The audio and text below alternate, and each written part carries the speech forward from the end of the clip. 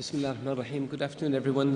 Thank you very much for this kind invitation. I see the topic is the Middle East, and I'd like to maybe offer a more optimistic note than the one we usually read about or hear about. I believe that our region is a dynamic region. It is a young region.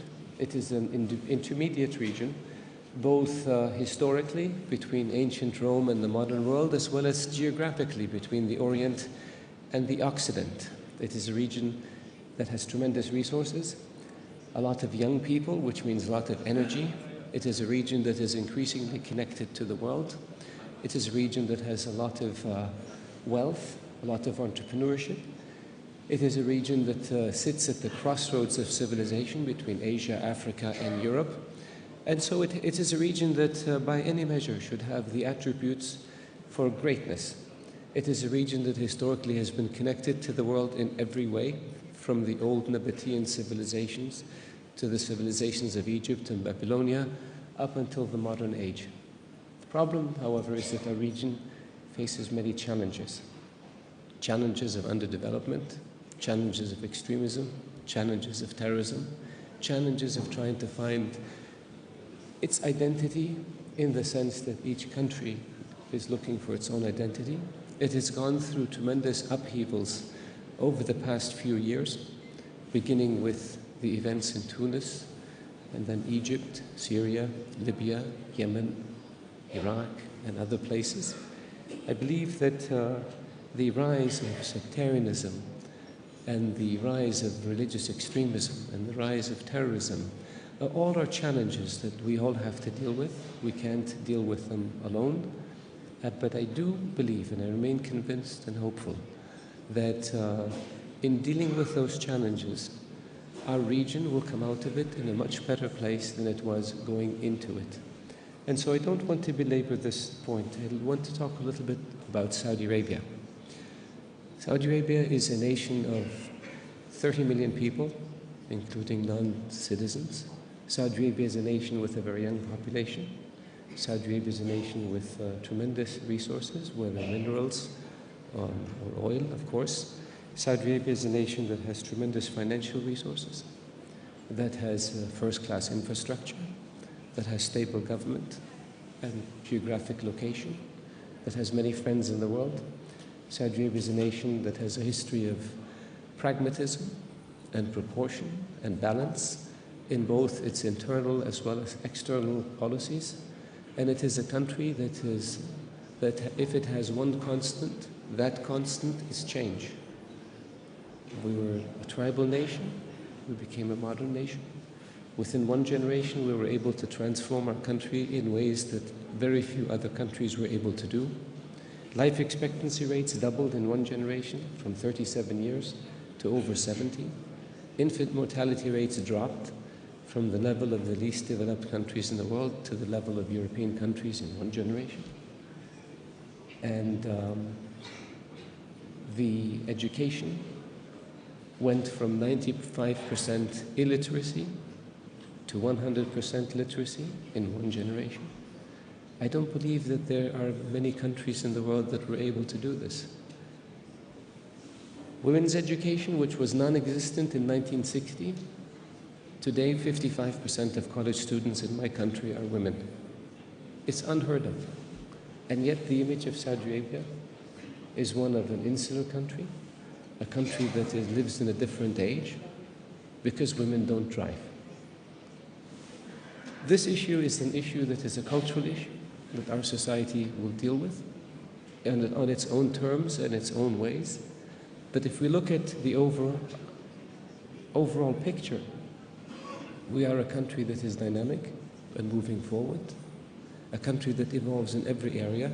I mentioned to you the social and the economic changes that have happened in my country. Politically, we're evolving. Our government is institutionalized. We developed government institutions. We developed legislative branch. 20% of the members of our consultative council are women. We developed human rights organizations and civil society organizations, and this is just the beginning. There is nothing that will prevent us from doing more in terms of our ideology. We are a country that has no ambitions beyond its borders. We have enough land, people, resources. We are a country that's focused on its internal development and improving the lot of its people. We are a country that is seeking security, peace, and stability in our area and by extension, the world. That's who we are. And that's what our policies aspire to. And we have dealt with the challenges in our region this year in ways that the world maybe is not used to. But that's because, frankly, there was a vacuum. And if nobody is willing to do something, then the Kingdom of Saudi Arabia and its allies had to step in and do something. We acted in Yemen to prevent a legitimate government from collapsing and from the country being taken over by a radical militia allied with Iran and Hezbollah, which was in possession of heavy weapons, ballistic missiles, and an air force. We did so in response to the request of a legitimate government. We have no intention of seizing 1 inch of Yemeni territory. We have no intention of trying to dominate Yemen. We want to preserve Yemen, remove the threat to us and to our neighbors, and help Yemen get back on its feet. In Syria, we are working to bring about change, political change, if possible, to what is happening in Syria in order to remove a man who was responsible for the murder of 300,000 people, the displacement of 12 million, and the destruction of a nation. A man who was the single most effective magnet for extremists and terrorists in the region. That's our objective, and we will achieve it. We're trying to work with other countries in the region, whether it's Egypt, whether it's Iraq, whether it's Sudan, whether it's countries in the Maghreb, to try to help them deal with their economic issues as well as deal with extremism and terrorism. And we will succeed. Again, I have no doubt. We don't have an ideology that we're wedded to. We have pragmatism that we adhere to and that we pursue our policies by. So I think when we look at our country, when we look at the region today, the 2 areas that stand out the most in reading the newspapers is Daesh and Yemen. And I want to say a little bit about Daesh. Daesh is a terrorist organization composed of psychopaths who have no religion and no morals. They attract other psychopaths, and it's a cult, and it will be defeated.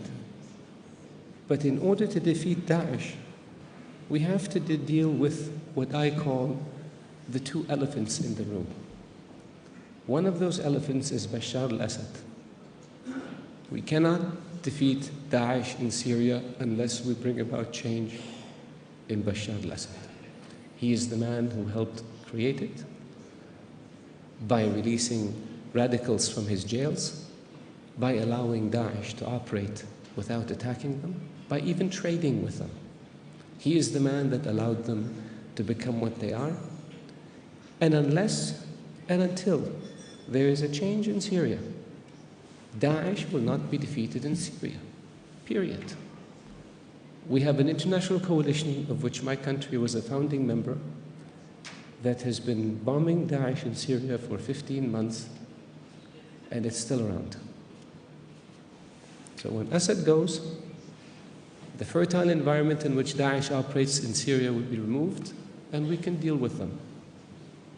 The second elephant in the room is the implementing the reforms that were agreed to in Iraq in 2014 that would bring the Sunni community into the fold, that would create an equitable system between Sunni, Kurd, Shia, Caledonians, all Iraqis. That also will pull the rug out from under Daesh in Iraq and allow the country and its allies to defeat it. Everything else we do is putting Scotch tape on an open wound. We've got to deal with the source of it. Those are the two main sources.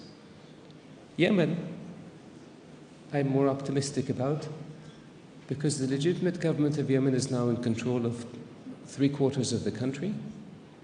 The humanitarian assistance in the areas that are controlled by the government is flowing effectively. The humanitarian suffering that exists in the Houthi Saleh-controlled areas is as a consequence of the Houthis in Saleh hijacking their people and starving them and laying siege on their towns in order to score political gains. But that too will come to an end. It takes time. We will not stop until the job is finished. And our objective for Yemen is a new Yemen, a stable Yemen, a united Yemen, a Yemen that will be open to reconstruction and development that will then result in a prosperous Yemen that will be a good neighbor to us. And so this is, with this, I think I've said enough, so maybe I'll stop here and take some questions. Thank you.